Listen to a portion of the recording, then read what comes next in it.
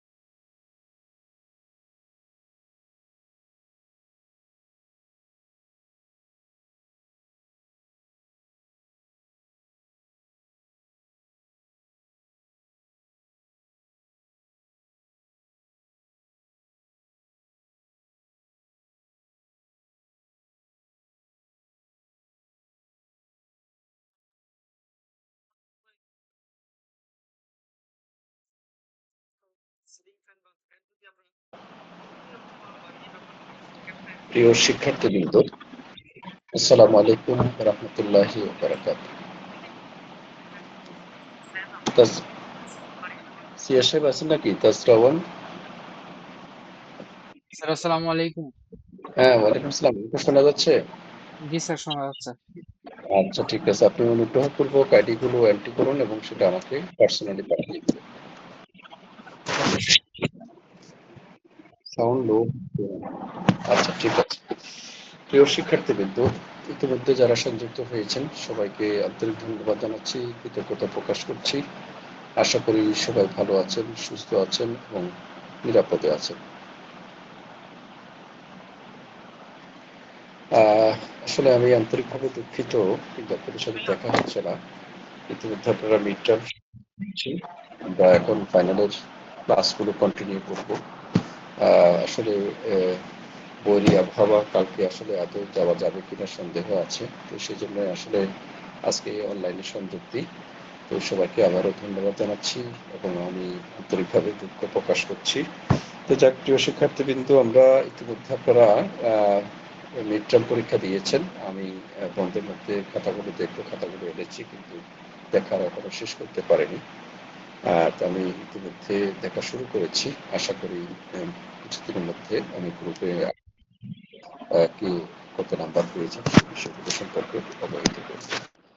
প্রিয় শিক্ষার্থীবৃন্দ, আসলে আমরা সার্ভে অফ ইসলামিক হিস্ট্রি 4701 যে কোর্সটি সম্পর্কে আমরা কথা বলছিলাম, ইতিমধ্যে আপনারা মিড টার্ম পরীক্ষা দিয়েছেন, সেই সিলেবাসের ধারাবাহিকতা ফাইনাল টার্মের পরীক্ষা হবে।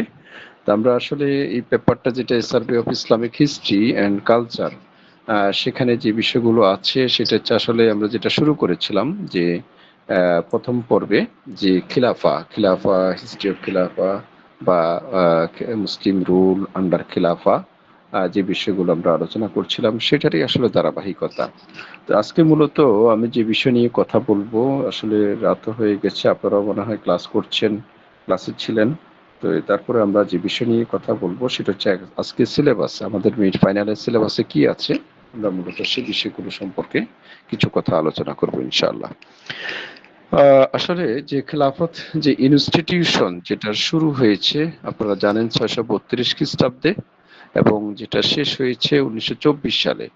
আমরা ইতিমধ্যে সেই সূচনা পর্বের ইতিহাস, ইতিবৃত্ত এবং সেই শাসন ব্যবস্থা সম্পর্কে আমরা কথা বলেছি, যেটাকে আমরা বলেছিলাম খোলাফায়ে রাশেদুন বা ফোর ফায়াজ খালিফা অফ ইসলাম।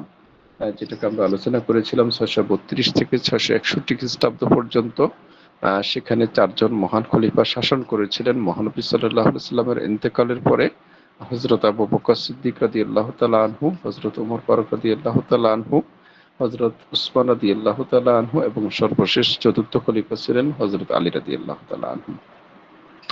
আলী রাদিয়াল্লাহু তাআলা আনহুর ইন্তেকালের মাধ্যমে সে খোলাফায়ে রাশিদুনের ইতি ঘটে এবং তদস্থলে বা পরিবর্তিতে আমরা দেখি নতুন আরেকটা খিলাফতের সৃষ্টি হয়, সেটা হচ্ছে উমাইয়া খিলাফত। উমাইয়া খিলাফত। তো উমাইয়া একটা বংশের নাম, সেই বংশের নাম অনুসারে এটার নাম হয়েছে উমাইয়া খিলাফত। তো আমরা আমাদের ফাইনাল সিলেবাসের প্রথম অধ্যায়টি হচ্ছে এটি উমাইয়া খিলাফতের ইতিহাস, উমাইয়া খিলাফতের শাসন ব্যবস্থা, উমাইয়া খিলাফতের যে শাসনকাল বা শাসকদের যে আলোচনা, তাদের ইতিহাস, ঐতিহ্য এবং তাদের কন্ট্রিবিউশন টু ওয়ার্ল্ড সিভিলাইজেশন, সে বিষয়গুলো সম্পর্কে আমরা কথা বলবো।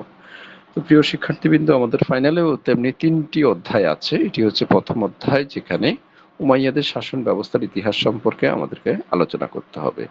তো সে উমাইয়াদের শাসন শুরু হয়েছে খোলাফায়ে রাশিদুনের পরবর্তীতে 661 খ্রিস্টাব্দে, যেটা শুরু হয় এবং শেষ হয়েছে 750 খ্রিস্টাব্দে। প্রায় 90 বছর তারা শাসন করেছিলেন, মুসলিম কমিউনিটিকে, মুসলিম উম্মাকে নেতৃত্ব দিয়েছিলেন। খোলাফায়ে রাশিদুনের পরবর্তীতে তারা মুসলিম ইসলামের ইতিহাস বা তথা মুসলিম শাসন ব্যবস্থা, সেটা তারা পরিচালনা করেছিলেন, যেটার নাম হচ্ছে ইতিহাসে উমাইয়া খিলাফা, দা উমাইয়া খিলাফা বলা হয়।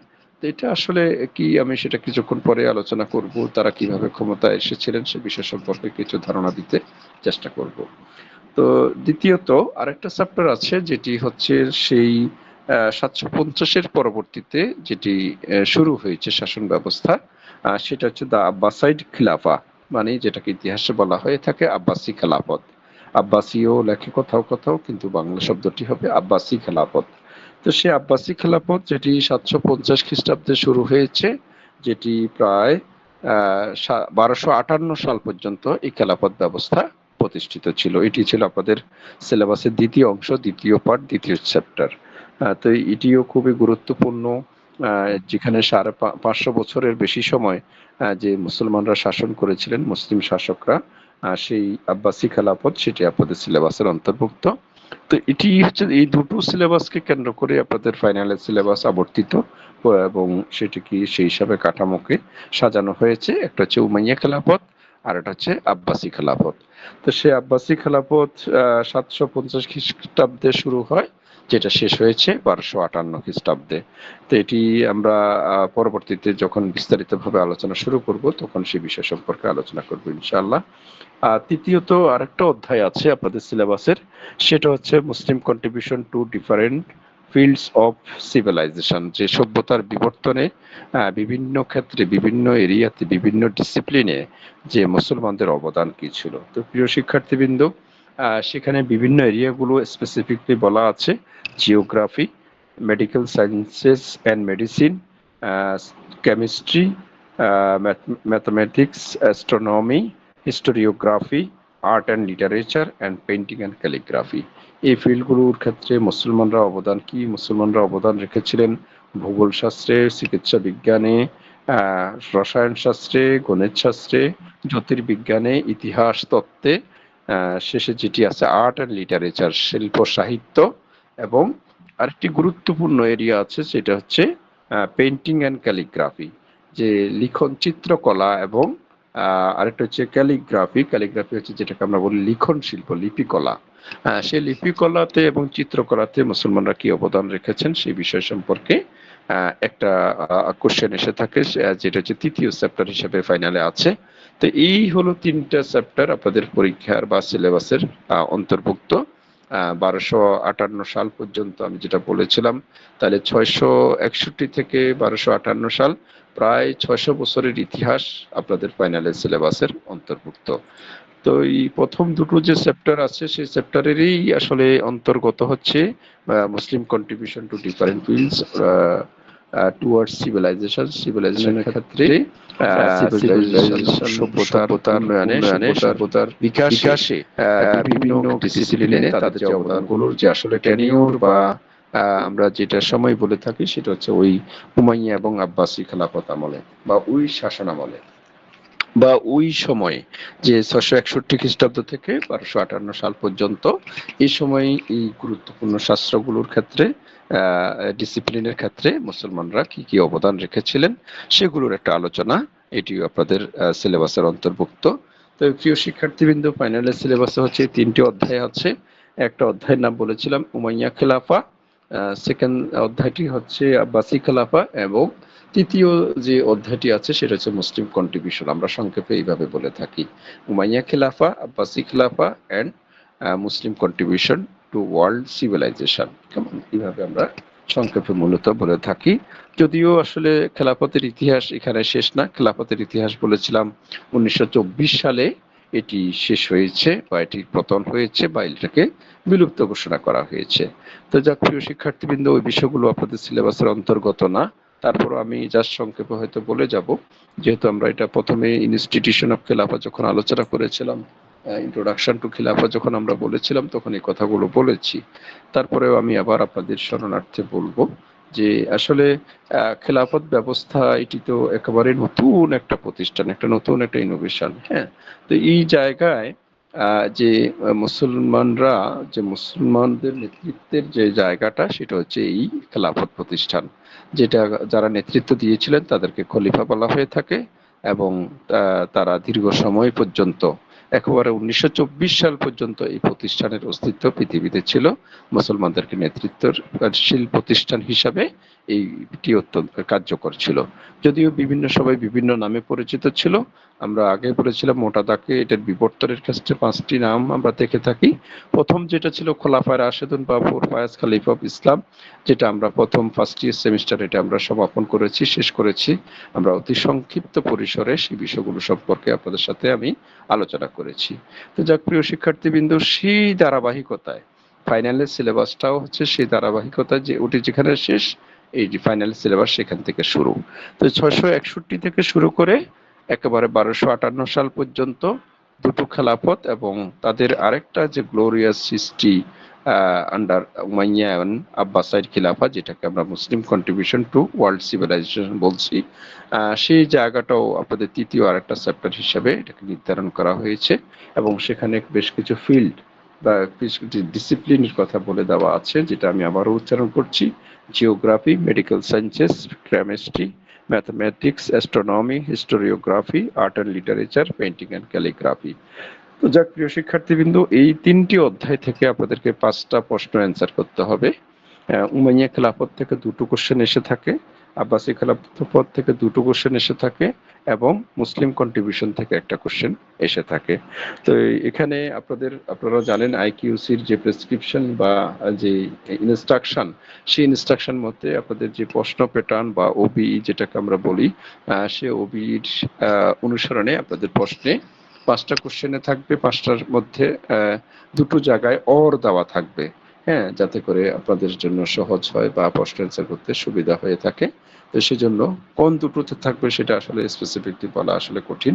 তো যখন সময় আসবে ইনশাআল্লাহ আমরা সেই বিষয় সম্পর্কে আশা করি কথা বলবো।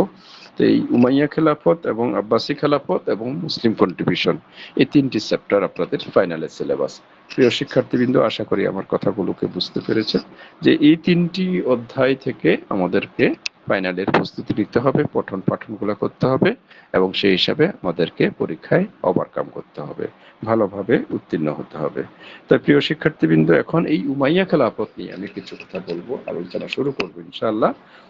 পর্যায়ক্রমে আমরা অন্যান্য বিষয়গুলো সম্পর্কে আলোচনা করব।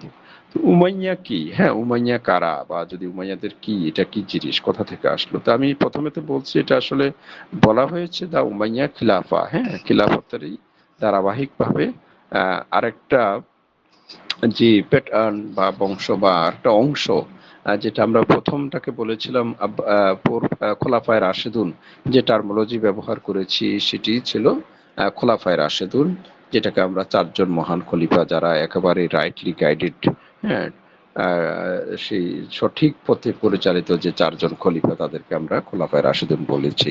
তো তাদের ইতিহাস যেখানে শেষ, সেই জায়গায় আর একটা নতুন আর একটা ইনস্টিটিউশন তো আছে খেলাফতের নামে, জাস্ট সেই জায়গায় আরেকটা ধাপ বা আরেকটা আমরা দেখি যে নতুন আরেকটা জিনিস ইনস্টিটিউট শুরু হয়েছে, সেটার নাম হচ্ছে উমাইয়া খেলাফা।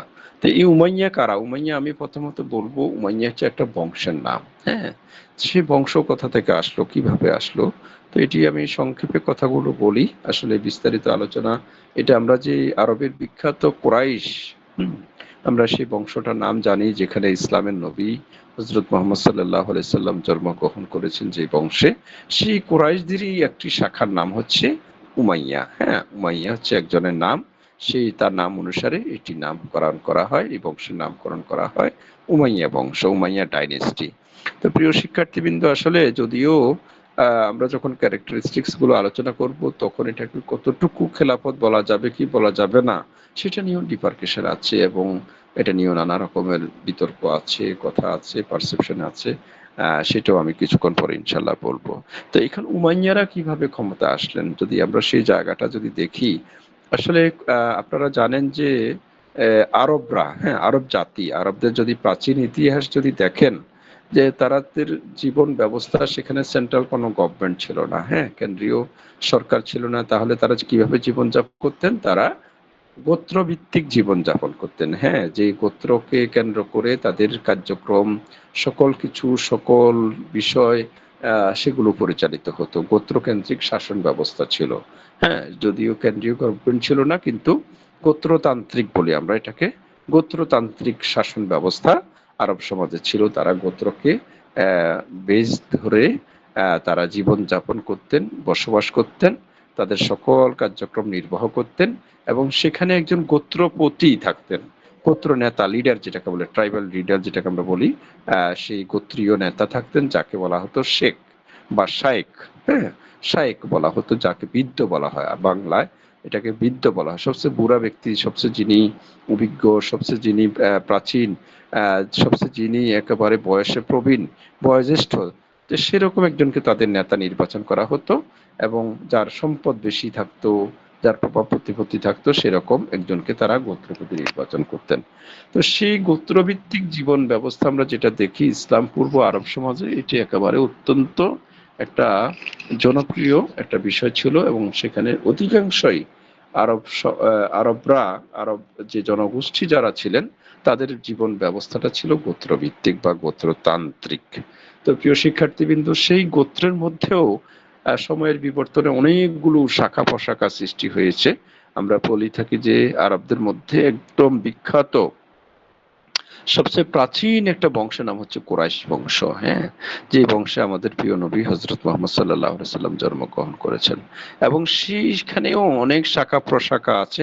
সেই গোত্রের মধ্যেও অনেক গ্রুপ, উপগ্রুপ, বা অনেক ছোট ছোট ক্ষুদ্র ক্ষুদ্র আহ, যেটাকে বনু বলা হয়ে থাকে। হ্যাঁ, বনু, আরবিতে বলে বনু। বনু কুরাইশ, বনু কুরাইজা, হ্যাঁ, বনু হাশেম, এরকম। তো কবিলা একটা আছে, কবিলা, কাবিলা বলা হয়ে থাকে গোত্র, যেটাকে আমরা বলছি যে কুরাইশ বংশ, কুরাইশ একটা বড় একটা বংশের নাম। তো সেইখানেরই দুটো শাখা হচ্ছে খুবই বিখ্যাত, অসংখ্য শাখা আছে। সেই জায়গা থেকে দুটো শাখা অত্যন্ত গুরুত্বপূর্ণ, একটা হচ্ছে বনু হাসিম বা হাশেমীয় শাখা বা হাশেমীয় ব্রাঞ্চ, হ্যাঁ, হাশিমাইট ব্রাঞ্চ বলা হয়ে থাকে। আর আরেকটা হচ্ছে উমাইয়া ব্রাঞ্চ। হ্যাঁ, তো এই ইসলামের বহু আগ থেকে, ইসলামের আবির্ভাবের বহু আগ, এমনকি মহানবী সাল্লাল্লাহু আলাইহি সাল্লাম, তার পিতা, দাদা, তারও আগে, বহু আগে বলা হয়ে থাকে। তাদের ভিতরে কিন্তু এইটা নিয়ে একটা কি ছিল, হাসেম। হাসেম যে মহানবীর দাদা, যে আব্দুল মোত্তালেব তার পিতা, হ্যাঁ, সেই হাসিম। তো সেই হাসিমের আরেকটা ভাইয়ের নাম হচ্ছে উমাইয়া। তো এই হাসিম ছিল অত্যন্ত জনপ্রিয় এবং অত্যন্ত গ্রহণযোগ্য ব্যক্তি, যিনি অত্যন্ত পরোপকারী একজন ব্যক্তি ছিলেন, এবং সবাই তাকে পছন্দ করতেন। সেই হিসেবে তিনি কুরাইশ বংশের নেতৃস্থানীয় আসনে সমাহিত হয়েছেন, এবং বিশিষ্ট একজন সমাজপতি হিসাবে, কুরাইশদের নেতা হিসাবে তিনি নির্বাচিত হয়েছেন। কিন্তু তার আরেক ভাই উমাইয়া যিনি ছিলেন, তিনি বেশ কিছুটা যেটা বলবো যে অসামঞ্জস্য প্রকৃতির ছিলেন। মানুষেরকে আসলে উপকারের পরিবর্তে অপকার করতেন, বা তিনি উপকার করতে চেষ্টা করলেও কেউ তাকে ট্রাস্ট করতেন না, বিশ্বাস করতেন না, বা আস্থা রাখতেন না। হ্যাঁ, মানে তাকে আসলে মানুষ তেমন একটা পছন্দ করতেন না। তো সেই জায়গায় আমরা দেখেছিলাম যে ইসলামের জন্মের বহু আগ থেকে কিন্তু এই গোত্রগত দ্বন্দ্ব, যে হাশেমি এবং উমাইয়া, এই দুটো ভাগে বিভক্ত হয়ে তাদের ভিতরে নানা রকমের বিবাদ বিসংবাদ, যে হিংসা প্রতিহিংসা, সেগুলো সবসময় ছিল।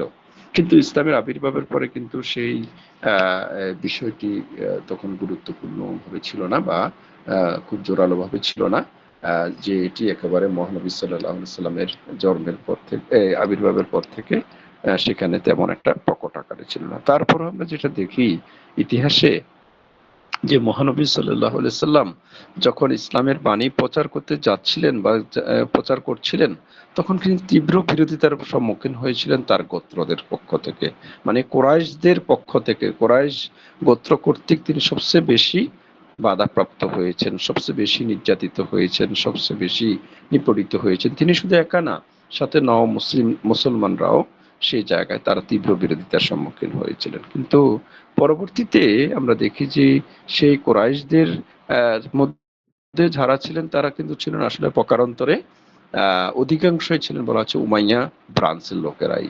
তারা কিন্তু দীর্ঘদিন প্রথম দিকে কিন্তু ইসলাম ধর্ম গ্রহণ করেনি, এবং তারা ইসলাম, মোহাম্মদ এবং মোহাম্মদ সাল্লাল্লাহু আলাইহি সাল্লামকে তীব্র নিপীড়নের শিকারে পরিণত করেছিলেন, এবং এক পর্যায়ে তারা মক্কা থেকে মদিনায় হিজরত করতে বাধ্য হয়েছিলেন। তো যাক, প্রিয় শিক্ষার্থীবৃন্দ, আমি সেই বিষয়গুলোর দিকে যাচ্ছি না। আমি মূলত আসলে যে কথাটা বলতে চাচ্ছি, যে মহানবী সাল্লাল্লাহু আলাইহি সাল্লামের সাথে সরাসরি ওইভাবে গোত্রগত দ্বন্দ্বে অবতীর্ণ না হলেও কিন্তু তারা তার চরম একটা ঘোরতর শত্রুতে তারা পরিণত হয়েছিলেন, এবং দীর্ঘ সময় পর্যন্ত তারা ইসলামদের বাণী গ্রহণ করেননি। একেবারে 638 খ্রিস্টাব্দে, অষ্টম হিজরিতে, যখন মোহাম্মদ সাল্লাল্লাহু আলাইহি সাল্লাম মক্কা বিজয় করেছিলেন, চূড়ান্ত ভাবে মক্কা বিজয় করেছিলেন, তখন যে আবু সুফিয়ানের নেতৃত্বে তারা ইসলাম ধর্ম গ্রহণ করেছেন, এবং ইসলাম আবু সুফিয়ানের বলা হয় যে, এবং তার পুত্র যে মুয়াবিয়া রাদিয়াল্লাহু তাআলা আনহু, তারা ইসলাম ধর্মে দীক্ষিত হয়েছেন। তো যাক, প্রিয় শিক্ষার্থীবৃন্দ, আমরা তো মহানবীর সময় কিন্তু এই উমাইয়া হাশেমি দ্বন্দ্ব সেভাবে প্রকট আকারে দেখা দেয়নি। এমনকি খোলাফায়ে রাশেদুন আবু বকর সিদ্দিক রাদিয়াল্লাহু তাআলা আনহু, ওমর ফারুক রাদিয়াল্লাহু তাআলা আনহুর সময়ও কিন্তু তাদেরকে ওইভাবে যে এরকম দ্বন্দ্ব বা অন্তর্দ্বন্দ্ব বা কোন্দল, সেই জিনিসগুলা প্রকট আকারে দেখা দেয়নি, যেটা আমরা দেখি উসমান রাদিয়াল্লাহু তাআলা। এমনকি আরেকটা জিনিস বলি, যে এই চারজন খলিফাদের মধ্যেও তিনজন ছিলেন হাশিমি ব্রাঞ্চের, আর একজন ছিলেন উমাইয়া ব্রাঞ্চের। যে সেখানে আবু বকর সিদ্দিক রাদিয়াল্লাহু তাআলা আনহু, ওমর ফারুক রাদিয়াল্লাহু তাআলা আনহু এবং আলী রাদিয়াল্লাহু তাআলা আনহু, এরা ছিলেন কুরাইশদের বনু হাশেমি গোত্র থেকে খলিফা নির্বাচিত হয়েছেন। আর অন্যদিকে হযরত ওসমান রাদিয়াল্লাহু তাআলা আনহু, তিনি যার যোগ্যতা বলে, নিজের যোগ্যতা বলে খলিফা হয়েছিলেন, তিনি ছিলেন উমাইয়া শাখা থেকে, উমাইয়া ব্রাঞ্চ থেকে, এবং তিনি অরিজিন ছিলেন উমাইয়া। তো যাক, প্রিয় শিক্ষার্থীবৃন্দ, কিন্তু ওসমান রাদিয়াল্লাহু তাআলা আনহু রাজত্বকালের প্রথম 6 বছর আমরা যেটা আলোচনা করেছিলাম, অত্যন্ত শান্তিপূর্ণ ছিল। কিন্তু পরবর্তী 6 বছর নানা রকম বিশৃঙ্খলা, অরাজকতা, বিক্ষোভ, হানাহানি, অভিযোগ পাল্টা অভিযোগ, এই বিষয়গুলোর মধ্যে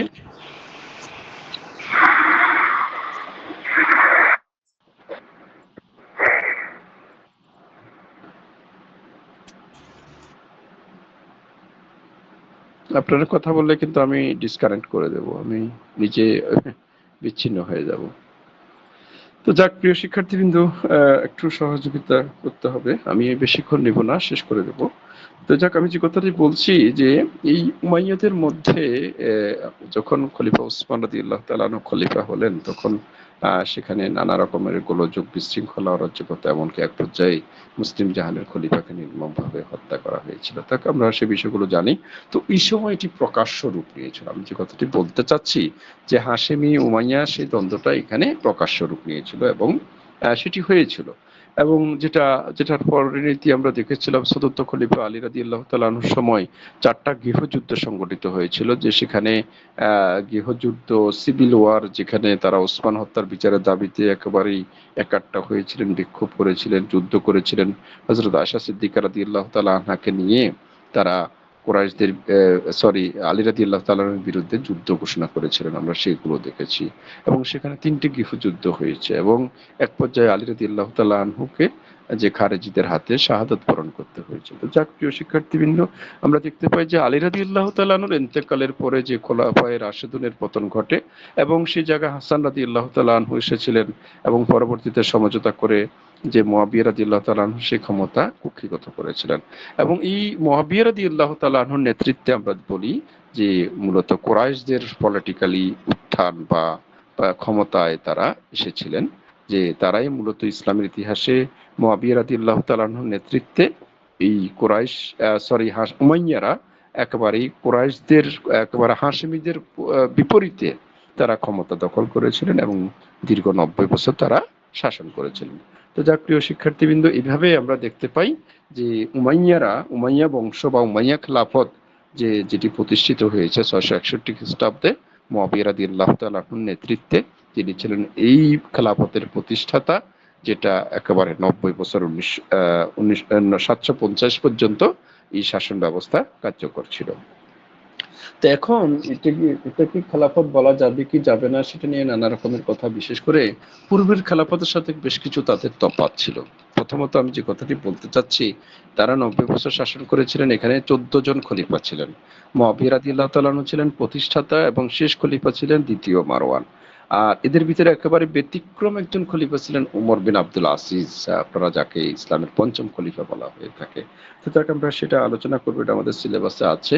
তো এখানে আমি যেটা ব্যতিক্রম যে বিষয়টি আছে, বিশেষ করে খোলাফায়ে রাশেদিনের সাথে আরেকটা বিষয় তার আগে বলা দরকার, তারা কিন্তু হারামাইন শরীফাইন, যেটাকে আমরা মক্কা মদিনা বলে থাকি, সেই জায়গায় তাদের কোনো প্রাধান্য বা আধিপত্য ছিল না। তারা একেবারেই সিরিয়া দামেস্ক বলা হয় যে রাজধানী প্রতিষ্ঠা করেছিলেন, সেখানে তারা সেই রাজধানী প্রতিষ্ঠা করে মূলত এই খেলাফত ব্যবস্থা পরিচালিত হয়েছে।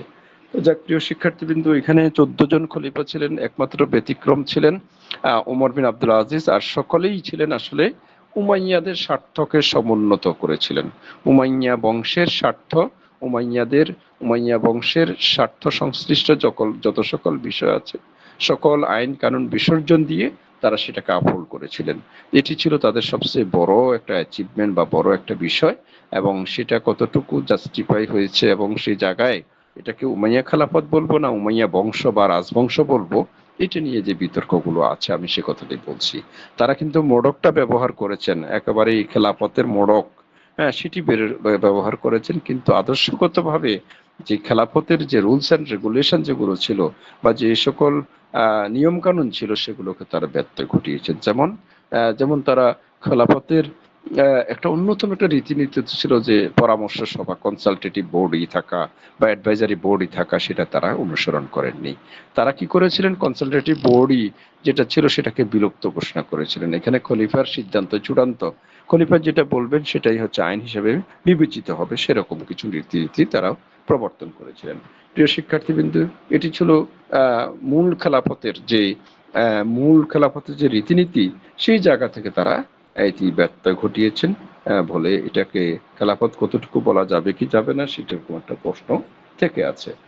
দ্বিতীয়ত আরেকটা বিষয়, সেটা হচ্ছে খুব ইম্পর্টেন্ট, সেটা হচ্ছে যে বাইতুল মাল, যেটা রাষ্ট্রীয় কোষাগার ছিল, রাষ্ট্রীয় ট্রেজারি হাউস ছিল, যেটার মালিক ছিল রাষ্ট্রের জনগণ সকলে সমভাবে, কিন্তু তারা সে রাষ্ট্রীয় কোষাগার সেটাকে খলিফার ব্যক্তিগত সম্পত্তিতে পরিণত করেছিলেন এবং সেই হিসাবে সেটাকে ব্যবহার করেছিলেন, যে রাষ্ট্রের জনগণের সেটাতে কোনো অধিকার নাই, খলিফা সেটা তার ব্যক্তিগত পকেট বা ব্যক্তিগত অ্যাকাউন্ট হিসেবে সেটাকে পরিচালনা করেছিলেন। এটিও ছিল আরেকটা ব্যতিক্রম।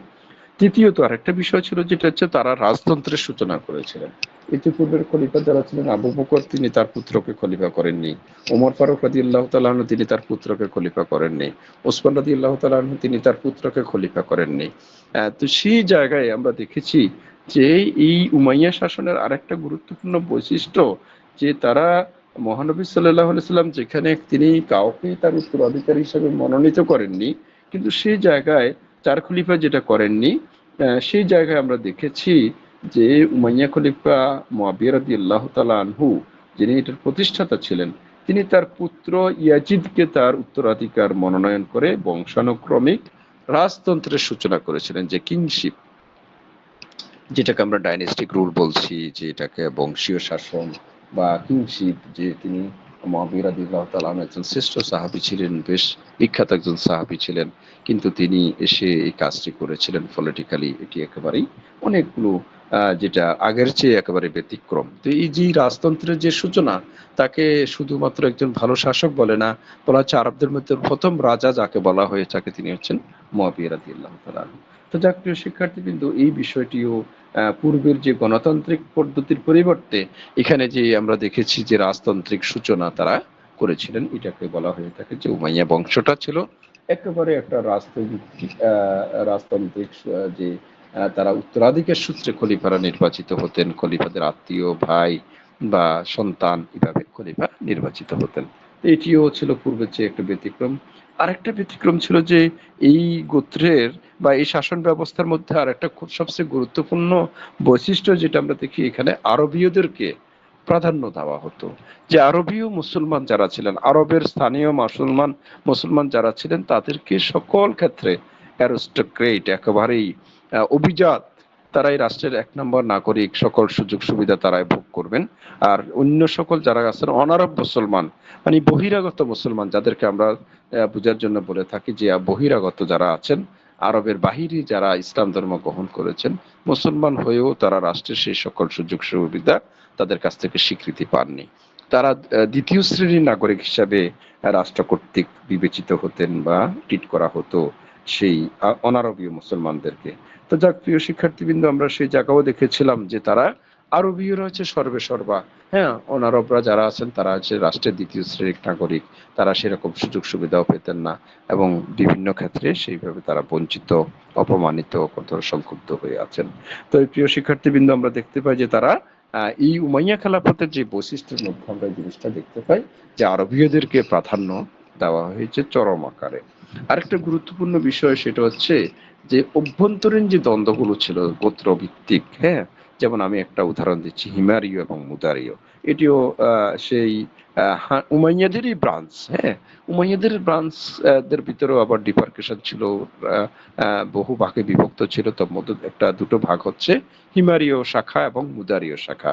তো এই যে গোত্রগত দ্বন্দ্বগুলোকে তারা কি করতেন, তাদের নিজস্ব স্বার্থে তারা এগুলোকে উস্কানি দিতেন এবং জিয়ে রাখতেন এবং তাদের তাদের কাজে তারা এগুলাকে ব্যবহার করতেন। এটিও যেটা ইসলামের যে জাতীয় ঐক্য, হ্যাঁ, খেলাফতের যে খলিফা যিনি জাতীয় প্রতীক, জাতির প্রতীক, জাতীয় ঐক্যের প্রতীক, সংহতির প্রতীক, সে জায়গায় তারা কিন্তু সেই এটাকে সদ ব্যবহার করেননি, সুবিচার করেননি, আমরা সে কথাটিও দেখতে পাই।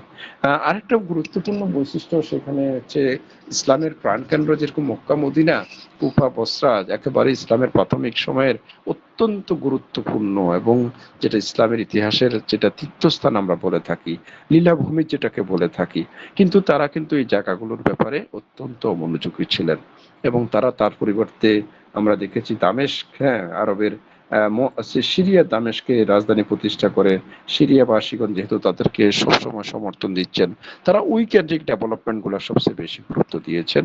এই দিকের ব্যাপারে তারা কিছুটা অমনোযোগী ছিলেন। প্রিয় শিক্ষার্থীবৃন্দ, উমাইয়া যুগে আরেকটা যে জিনিসটা আমরা দেখতে পাই, তারা সবচেয়ে বেশি অ্যাচিভমেন্ট হচ্ছে রাজ্য বিস্তার, হ্যাঁ, যে রাজ্য বিস্তার করেছিলেন বিভিন্ন জায়গায়, রাজ্যকে সম্প্রসারণ করেছিলেন, মুসলিম স্টেটকে, মুসলিম এম্পায়ারকে। কিন্তু তাদের রীতিনীতিতে বেশ কিছু যে দেখি যে অনইসলামিক কর্মকাণ্ড সে সময় অনুপ্রবেশ ঘটেছে, মদ্যপান, জুয়া খেলা, ব্যভিচার ইত্যাদি ইত্যাদি সকল কর্মগুলো আমরা দেখেছিলাম। কোনো কোনো শাসক সেটাকে প্যাট্রোনাইজ করেছিলেন, চর্চা করেছিলেন, এটিও একটা বিষয় আছে। আর সবচেয়ে বড় যে জিনিসটা, খোলাফায়ে রাশিদুনের সাথে তাদের যে ব্যতিক্রম, খোলাফায়ে রাশিদুনের খলিফারা ছিলেন একেবারেই অনাড়ম্বর, একেবারেই সহজ সরল জীবন যাপন করতেন। খেজুর গাছের নিচে বসে তারা বসতেন, তাদের বিচার কার্য পরিচালনা করতেন, মদিনা মসজিদে বসে তাদের অফিসিয়াল কার্যক্রমগুলোকে সমাধান করতেন। আর তারা বলছেন না, এইভাবে তো হবে না, এক মাকসুরা নির্মাণ করতে হবে, সুরক্ষা দিতে হবে, বডিগার্ড নিয়োগ করতে হবে, সচিবালয় প্রতিষ্ঠা করতে হবে। তারা সেই কাজগুলোর ব্যাপারে গুরুত্ব আরোপ করেছিলেন এবং সেগুলোকে বাস্তবায়ন করেছিলেন। তো যাক প্রিয় শিক্ষার্থীবৃন্দ, আমরা আলোচনা আজকে শেষ করব, বেশি পড়াবো না, বেশি আলোচনা করব না। তো এখানে আসলে 14 জন খলিফা আছেন, প্রতিষ্ঠাতা বলেছিলাম মুয়াবিয়া রাদিয়াল্লাহু তাআলা আনহু। আমরা মুয়াবিয়া রাদিয়াল্লাহু তাআলা আনহু সেটিকে আলোচনা করব। 14 জনকে আলোচনা করা আমাদের পক্ষে আসলে সম্ভবও না এবং আমাদের সেগুলো হয়তো সবগুলোকে আলোচনায় আসে না। আমরা খুব গুরুত্বপূর্ণ যেগুলো 3-4 জন আছেন তাদের সম্পর্কে প্রথমে আলোচনা করব। প্রথম আমাদের আলোচ্য বিষয় থাকবে মুয়াবিয়া রাদিয়াল্লাহু তাআলা আনহু। দ্বিতীয় আমাদের আলোচনা থাকবে খলিফা আব্দুল মালিক বিন মারওয়ান, তিনি একজন বিখ্যাত একজন শাসক ছিলেন। তৃতীয় আলোচনা থাকবে আমাদের উমর বিন আব্দুল আজিজ, যিনি যাকে ইসলামের পঞ্চম খলিফা বলা হয়ে থাকে, দ্বিতীয় উমর বলা হয়ে থাকে, আমরা তার সম্পর্কে আলোচনা করব। এবং এর পাশাপাশি আরেকটা বিখ্যাত এই বংশেরই একজন খলিফা, যিনি হচ্ছেন আল ওয়ালিদ, যিনি রাজ্য সম্প্রসারণ করেছিলেন তার সময়ে। স্পেন মুসলমানদের প্রথম বিজয় হয়েছে, তার সময় আমাদের ভারত উপমহাদেশে প্রথম সিন্ধু বিজয় হয়েছে মোহাম্মদ বিন কাসিমের নেতৃত্বে। তার সময় সেন্ট্রাল এশিয়ার বিভিন্ন জায়গা বিজিত হয়েছে। তো যাক, প্রিয় শিক্ষার্থীবৃন্দ, আমরা এই চারজন খলিফা সম্পর্কে আলোচনা করব। এর পাশাপাশি ওভারঅল তাদের অ্যাডমিনিস্ট্রেটিভ পলিসি, তাদের রেভিনিউ পলিসি, তাদের সোশ্যাল পলিসি, সেই বিষয়গুলো সম্পর্কে ইনশাল্লাহ তাদের সেই বিষয়গুলো সম্পর্কে আমরা কথা বলবো ইনশাল্লাহ। সেই আশাবাদ ব্যক্ত করছি। আর আমরা তাহলে আজকে আলোচনাটা এখানে শেষ করতে চাচ্ছি। আসলে আপনারাও ক্লাস করেছেন, সবাই ক্লান্ত রাত হয়ে গেছে। তো যাক, আমি ইনশাল্লাহ পরবর্তীতে যুক্ত হয়ে আপনাদের সাথে আরো এই বিষয়গুলো ইনশাল্লাহ কথা বলতে চেষ্টা করব।